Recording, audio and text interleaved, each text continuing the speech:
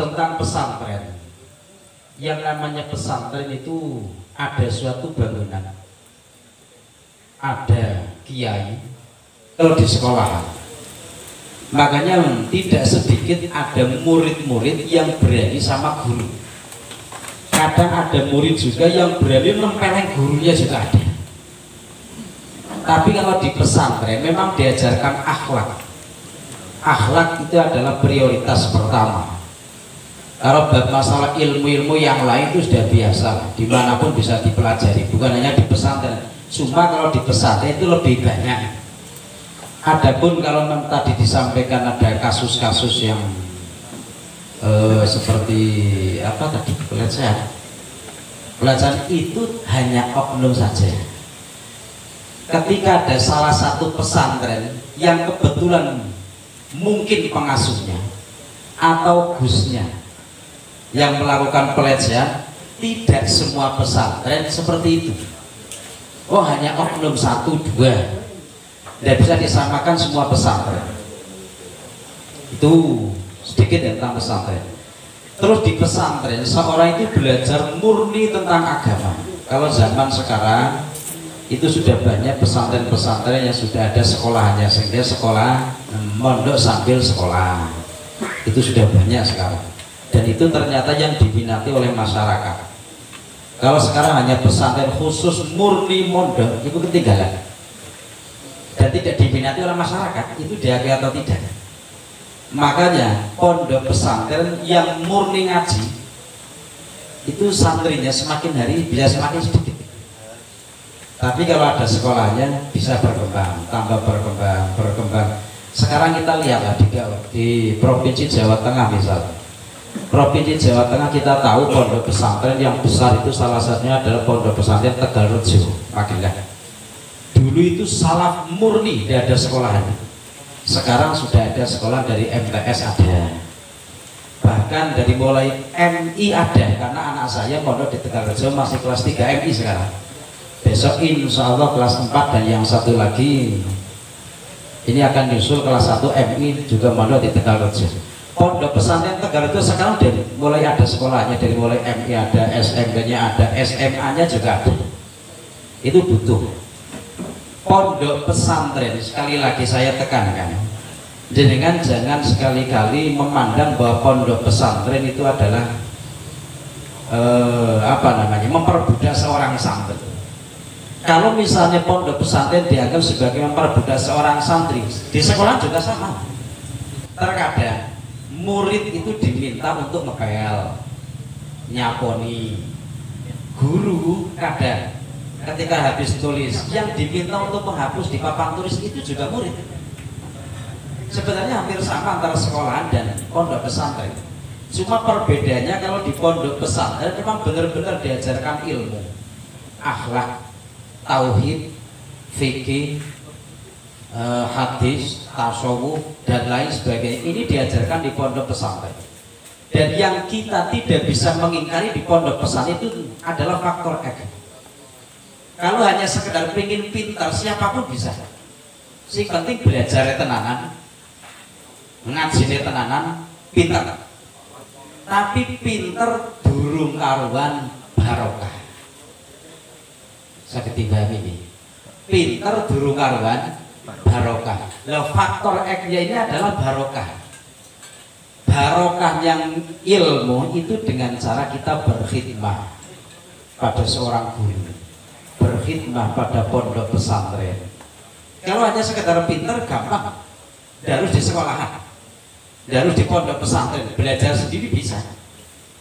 Cuma kalau di pondok pesantren, satu yang kita pertanggungjawabkan adalah sanad keilmuan kita harus nyambung sampai Rasulullah SAW. Coba bagaimana ketika ada seorang mempelajari tentang ilmu agama tapi tidak punya sanad yang nyambung sampai Rasulullah SAW. Ada salah satu makalah al-isnad minad-din walau al-isnad laqala man syaa bima syaa. Isnad itu, sanad itu bagian dari agama. Maka barang siapa yang tidak punya sanad keilmuan, yang mana ilmunya, sanadnya tidak nyambung sampai Rasulullah, maka laqala man syaa bima syaa, dia akan ngomong dengan seenaknya sendiri. Ini karena orang itu tidak punya sanad. Ini air. Ketika saya minum, ketika jenengan melihat saya minum pakai tangan kiri, kira-kira saya minum pakai tangan kiri, kira-kira yang ada orang derek sunnah, su'ul adab, terus apa lagi kira-kira? Ya kira-kira seperti itu. Ketika jenengan langsung mengatakan bahwa saya, ketika jenengan melihat saya minum pakai tangan kiri, kok jenengan langsung mengatakan saru, su'ul adab, dan ikut sunnah, berarti jenengan tidak punya sanad. Paham ya? Tidak punya sanad. Mestinya ketika jenengan mau komentar sesuatu, jenengan harus tahu alasannya apa.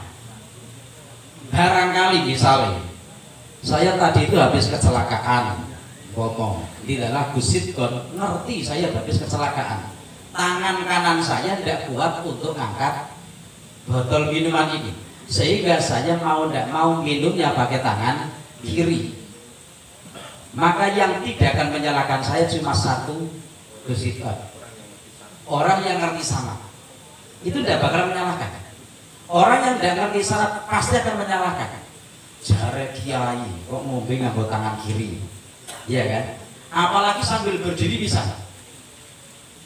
Itu sanad yang dibutuhkan di pondok pesantren. Jadi kan seperti tadi disampaikan oleh Gus Im, dan misalnya kalau kita ngaji sama Google, itu sanad keilmuannya sampai mana?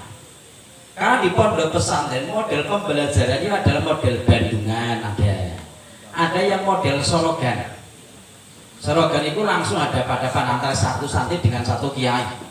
Itu ada hadapan langsung, benar-benar disimak tenanan. Itu namanya Sorogan.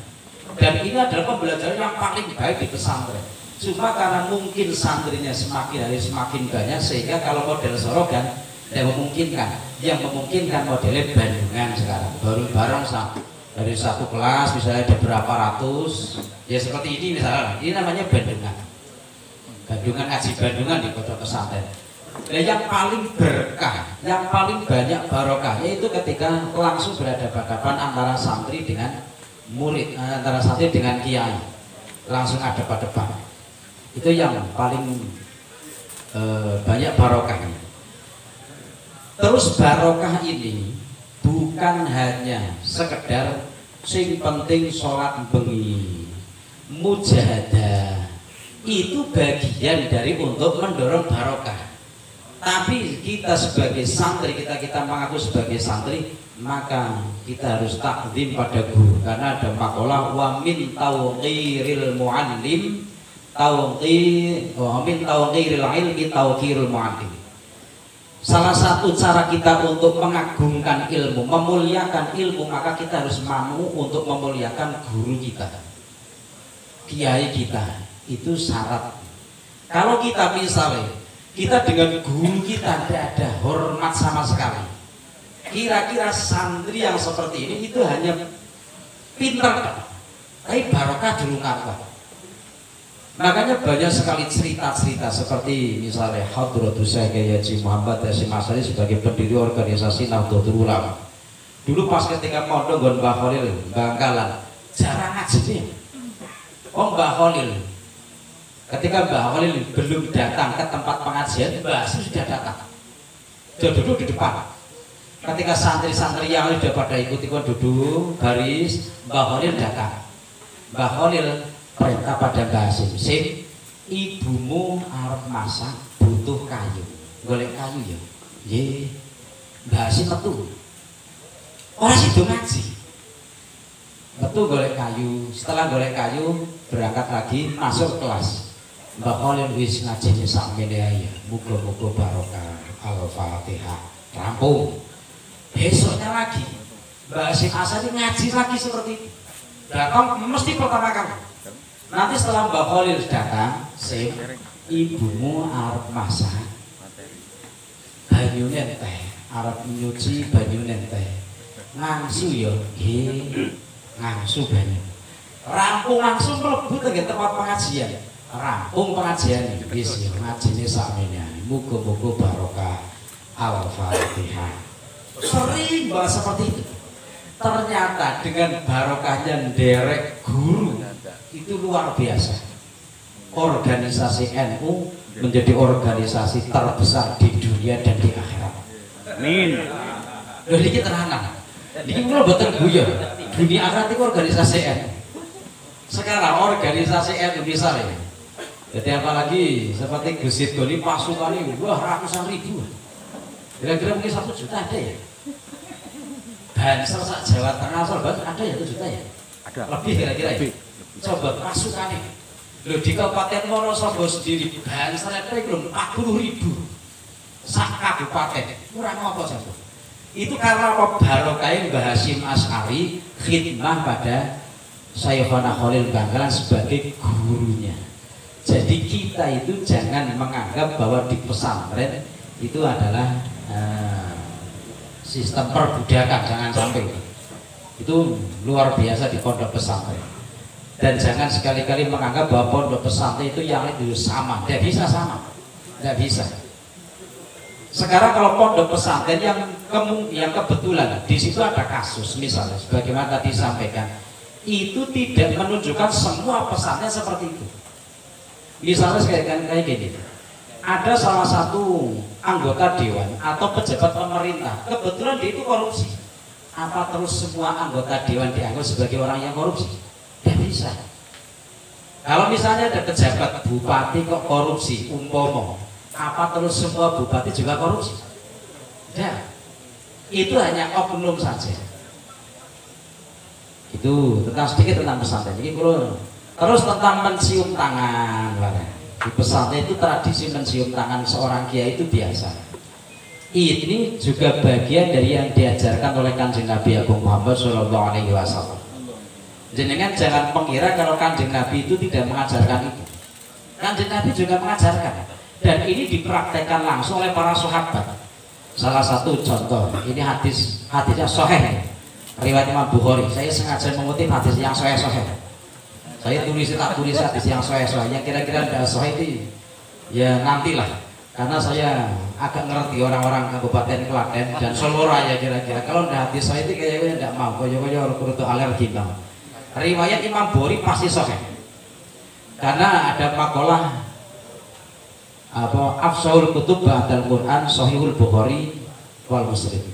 Kitab yang paling sahih setelah Al-Quran itu adalah Sahih Bukhari dan Sahih Muslim. Hadis yang diriwayatkan oleh Imam Bukhari pasti sahih. Dan ini saya mengutip dari hadis Imam Bukhari yang diriwayatkan Imam Bukhari. Silakan kalau jenengan punya kitabnya dibuka dalam Sahih Bukhari, hadis yang ke-3553. Hadis yang ke-3553. Silakan disocokkan, tidak masalah. Kalau jenengan punya, kalau jenengan tidak punya bisa datang nanti ke pondok. Saya masih punya dan masih nyimpen kitab Bukhari, masih punya 2 gitu. Ada salah satu hadis itu, Anil Hakam, diriwayatkan dari Hakam. Olah sami'tu Aba Juhaifata, Imam Hakam mengatakan saya itu mendengar dari Abu Juhaifah. Abu Juhaifah itu salah satu sahabatnya Kanjeng Nabi. Olah Abu Juhaifah mengatakan kharaja Rasulullah sallallahu alaihi wasallam bil hajirati ilal Babha. Kanjeng Nabi pas waktu siang hari keluar dari rumah menuju ke tanah Babha. Terus fatawadda'a tsumma shalla adz-dzuhra rak'atain wal 'ashra rak'atain. Kanjeng Nabi kemudian wudu, habis wudu terus menjalankan sholat zuhur 2 rakaat, asar 2 rakaat. Oh, berarti ini sholatnya di jamak kosong. Wa baina yadayhi anazatun, di depannya Kanjeng Nabi itu tertancap seperti apa ya, busur. Takkan, tapi seperti busur. Kalau para ulama sepakat anazah itu seperti busur. Ditancapkan di tengah di depannya Kanjeng Nabi itu sebagai satratus sholat. Kalau dalam ilmu fikih itu namanya satratus sholat, pembatas sholat, atau kita meletakkan suatu perkara di depan kita pas ketika kita sholat sebagai petunjuk kalau kita lagi dalam menjalankan sholat. Contohnya kadang awake dhewe pas ngarep sholat ndekake tasbih ning ngarepe, itu namanya satr. Satr bukan hanya tembok, bisa apapun. Terkadang HP kita letakkan di depan kita sebagai petunjuk bahwa kita lagi menjalankan sholat. biar nanti ketika ada seorang yang mau lewat tidak sembarangan lewat di depan kita. Itu tujuannya yang namanya satro. Dan Kanjeng Nabi menancapkan seperti busur panah. Wa zada bi Aun, Imam Aun menambahkan an abihi Abi Juhaifah, dari bapaknya namanya Abu Juhaifah, qala kana yamurru min waraiha al-mar'ah wa qama an-nasu faj'alu ya'khuduna yadayhi fayamsahuna biha wujuhahum. Waktu itu para sahabat-sahabat yang lain lalu lalang, dan di belakangnya ada seorang perempuan barisnya di belakang. Ternyata setelah selesai sholat para sahabat langsung berdiri terus moro tenggen Kanjeng Nabi, ya'khuduna yadayhi fayamsahuna wujuhahum, mengambil tangannya Kanjeng Nabi salaman, terus kemudian ola fa'akhadtu biyadi fa wadatu ala wajhihi, salaman terus dicium tangannya. Kalau ini jelas-jelasan salah, mestinya Kanjeng Nabi sudah melarang sejak zaman dulu. Para sahabat itu ini sahih hadisnya. Jadi fayam sahuna ya apa? Pertama ya khuduna yadi fayam sahuna biya wujuhahum, itu salaman karo Kanjeng Nabi terus dicucuk tangannya Kanjeng Nabi.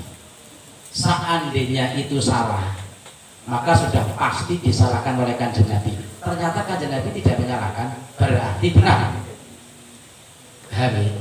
Apapun yang tidak disalahkan oleh Kanjeng Nabi, maka ini bisa disebut sebagai sunnah.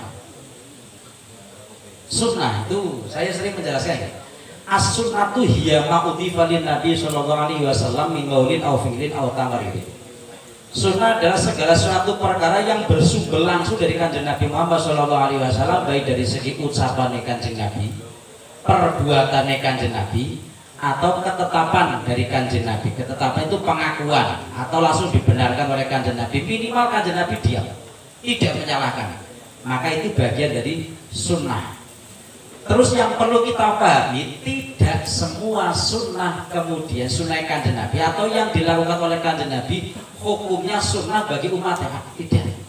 Ada salah satu yang dilakukan oleh Kanjeng Nabi tapi bagi umatnya adalah haram, karena ini adalah khususnya bagi Kanjeng Nabi, tidak boleh bagi yang lain. Misalnya Kanjeng Nabi menikah lebih dari 4, mungkin kalau 1, 2, 3 tidak masalah. Kok menawa kayak mau Gusukin pengen jare Gusipkan di rumah Rabi tinggi di rumah nah. Ya seandainya iya tidak masalah. Nikah lebih dari 4 ini adalah khususnya bagi Kanjeng Nabi, bagi umatnya Kanjeng Nabi jelas haram. Ada lagi yang dilakukan oleh Kanjeng Nabi tapi bagi umatnya Kanjeng Nabi makruh. Contohnya misalnya Kanjeng Nabi tawaf mengelilingi Ka'bah sambil naik kendaraan, itu tidak masalah, tapi bagi umatnya Kanjeng Nabi makruh. Ada yang dilakukan oleh Kanjeng Nabi wajib bagi umatnya, ada yang dilakukan oleh Kanjeng Nabi sunnah bagi umatnya, ada yang mubah bagi umatnya. Dan kita teruskan, ola fa'akhadtu biyadi fa wadatuha ala wajhi. Ketika Abu Juhaifah ngerti sahabat-sahabat yang lain ternyata salaman Kanjeng Nabi terus nyucuk tangannya Kanjeng Nabi, Abu Juhaifah itu juga ikut-ikutan berdiri nyucuk tangannya Kanjeng Nabi, salaman dan nyucuk tangannya Kanjeng Nabi. Fa'idan hiya abeng rodu minasal jiwa dia beroihatan minal mesi. Pas ketika Abu Juhaifah salaman dengan Kanjeng Nabi, Abu Juhaifah ini merasakan bahwa tangannya Kanjeng Nabi lebih dingin daripada es dan lebih wangi daripada minyak kasturi. Ini salah satu contoh bahwa seorang santri kenapa menyucuk tangannya kiai itu karena niru apa yang dilakukan oleh para sahabat. Terus santri terkadang itu meladeni guru minta apa, santri meladeni. Seandainya itu disalahkan, maka waktu itu pas ketika Kanjeng Nabi minta untuk diladeni oleh salah satu sahabat, Kanjeng Nabi juga akan pasti menyalahkan. Dan saya juga tadi meminta pada Pak Legoy untuk membuatkan kopi. Saya sengaja, dan Mas Kaji Sulis pas ketika sampai sini sekalian disinir sekalian diringin dengan gelas dewi-dewi. Ini saya sengaja memberikan contoh yang seperti ini itu diperbolehkan, dan ini biasa dilakukan oleh para sahabat ketika meladeni Kanjeng Nabi Muhammad Sallallahu Alaihi Wasallam. Dan ini bagian dari suatu perkara yang mendorong ilmu para santri itu menjadi lebih barokah. Bukan hanya sekedar pintar. Kalau sekedar pintar gampang, gampang. Tapi untuk mendorong menjadi lebih barokah, kudu gelem ngladeni guru. Ya sepantasnya. Ya jangan terus dia berlebihan. Lebihnya ya biasa-biasa seperti ngladeni kayak wedang dan lain sebagainya. Terus apa mungkin wijeti kayak itu biasa. Jadi jangan disalahkan. Nah ya itu sedikit. Terus ada hadis lagi. Ini ada yang lebih ekstrim. Ini juga riwayat Imam Bukhari. Ada hadis yang lebih ekstrim, riwayat Imam Bukhari juga.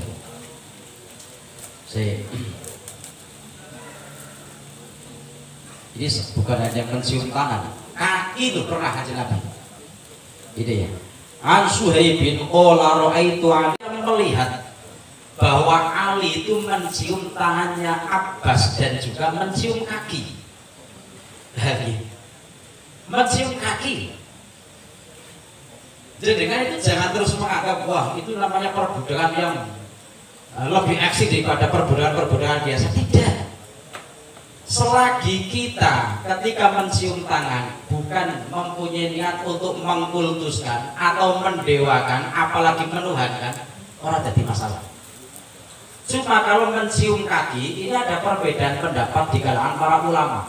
Ada yang mencium tangan orang-orang soleh apalagi Nabi, semua ulama sepakat. Saya mengatakan semua ulama sepakat, ulama ahli sunnah wal jamaah. Tidak ada satupun. Saya belum pernah, saya membaca kitab itu ratusan kitab hadis, puluhan hadis, saya belum pernah menemukan. Mungkin ada, tapi saya belum pernah menemukan, atau mungkin malah tidak ada. Saya belum pernah menemukan ada ulama yang melarang mencium tangannya orang-orang soleh. Belum pernah menemukan. Semua ulama sepakat. Ini dalam kitab dalam kitab fikih, dalam kitab Imanatut Thalibin, kitab Al-Alkar, kitab Iqna dijelaskan. Di sini ada pengendikan Imam Nawawi. Imam Nawawi itu mengatakan wa yustahabbu taqbilu yadil hayyi li sholahin. Sunnah bagi seseorang mencium tangan orang lain yang masih hidup li sholahin karena kebaikannya. Wa nahwihi minal umur ad-diniyati atau lain sebagainya. Dalam bab masalah agama orang itu benar-benar menonjol. Misalnya kazuhdin, ada orang yang zuhud, benar-benar zuhud, orang patio senang karo dunia, atine orang nyantol. Bukan berarti kudu melarat, tapi atine orang nyantol tenggen dunia niku jenenge zuhud. Seandainya zuhud dianggap wong sing orang melarat, ora iso. Karena Nabi Sulaiman itu juga zuhudnya luar biasa. Orang terkaya, manusia terkaya sejak zaman Nabi Adam sampai besok hari kiamat itu ada Nabi Sulaiman. Tapi Nabi Sulaiman itu zuhudnya luar biasa. Orang zuhud bukan berarti harus marah, tapi hatinya orang nyantol ke dunia. Wa ilmin atau karena ilmunya, wa syarafin atau karena kemuliaannya. Maka sunnah bagi kita untuk mencium tangan-tangan orang-orang soleh. Kama kanat as-sahabatu taf'aluhu ma'an Nabi sallallahu alaihi wasallam, sebagaimana yang terjadi di antara para sahabat mencium tangannya Kanjeng Nabi Muhammad sallallahu alaihi wasallam. Kamar rawahu Abu Dawud, sebagaimana yang diriwayatkan oleh Imam Abi Dawud, Imam Bukhari dan lain sebagainya. Wa yukrahu dzalika li ghinahu wa nahwihi minal umur ad-dunyawiyah. Kalau kita mencium tangan seseorang karena kekayaannya, mencium tangan seseorang karena jabatannya, mencium tangan seseorang karena pangkatnya, maka itu hukumnya makruh. Bukan karena agama, tapi karena urusan dunia, itu hukumnya makruh. Jadi kalau awake dhewe pejabat-pejabat gawe biasa, ya ora perlu nyucuk tangannya biasa. Selama seandainya pun harus nganggo tangan luru ya ora masalah. Tapi ora kudu nyucuk tangan dengan pejabat-pejabat. Tapi seandainya pun kita mencium tangannya pejabat bukan karena jabatannya, oke. Bukan karena pangkatnya, oke, tidak masalah. Bukan karena kekayaannya, oke. Mungkin karena dia itu lebih tua dari kita, kita menghormati, tidak masalah. Tapi kalau kita mencium tangan seseorang orang kaya hanya karena kekayaannya, sebagaimana yang disampaikan oleh Kanjeng Nabi, man tawaddu'a li ghaniyin lihinahu dhahaba sulusat ini. Ketika seseorang tawadhu mundak-mundak apalagi nyucuk tangannya wong sugih hanya karena kekayaannya, maka 2/3 dari agamanya hilang. Berarti dia bukan menghormati karena ilmunya, menghormati karena kekayaannya. Kalau menghormati karena mungkin dia lebih tua, itu berhak. Misalnya seperti anak mencium tangan orang tua, tidak masalah, itu juga disunahkan. Ya itu saja yang saya sampaikan, itu jam 1:30. Nanti kalau ada pertanyaan nanti jenengan biar tanya sama Gus Iqbal, karena beliau itu bagian yang angel-angel, terus bagian gampang-gampang mohon. Kira-kira aku nyuruh Abi Mahmudan wallahu muwaffiq ila aqwamit. Assalamualaikum warahmatullahi wabarakatuh. Waalaikumsalam. Wa mutsana sunnati wal jamaah wa syukur laka ya dzal jalali wal ikram. Sallallahu ala sayyidina Muhammadin wa ala alihi wa sallam. Subhana rabbika rabbil izzati amma yasifun wa salamun alal mursalin.